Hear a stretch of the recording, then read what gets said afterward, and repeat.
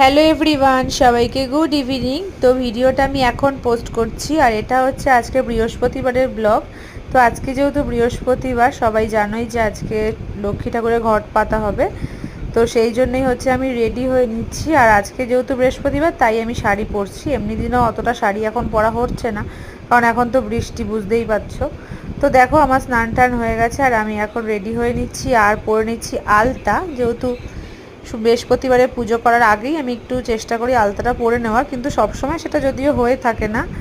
তো এই আর কি, আলতা টালতা এখন পরবো, তারপর একটু সেজে গুজে রেডি হয়ে আর কি পুজো করতে বসবো। আর পুজো করার পুরো ভিডিওটা তো বুঝতেই পারছো দেওয়া হয়তো সম্ভব না, কারণ অনেকটাই আর কি অসুবিধা হয়। এক হাতে ভিডিও করে এক হাতে পুজো করতে তো অসুবিধা হয় না, ওই জন্য যতটুকুনি পারছি করছি।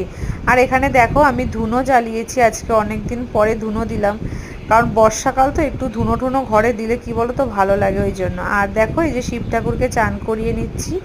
আগে আমি শিব ঠাকুরকে হচ্ছে তামার ঘটি দিয়ে চান করাতাম, কিন্তু একজন বলেছে যে তামার দিয়ে নাকি চান করাতে নেই, তাই জন্য আমি পিতলের দিয়ে করাচ্ছি। তো সবাই একটু কমেন্টস করে জানাবে এটা ঠিক কি ভুল।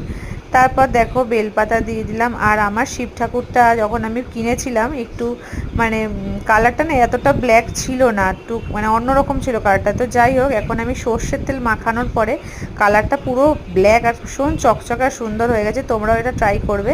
তো আমি এটা মানে একদম আন্দাজেই করেছি। তো দেখো, আমার ঘট ঠট পাতা পুজো দেওয়া কমপ্লিট। আর ঠাকুরকে আজকে জাম দিয়েছি খেতে, আর গুজিয়া দিয়েছি প্রসাদে। তো টাটা, দেখা হচ্ছে নেক্সট ব্লগে।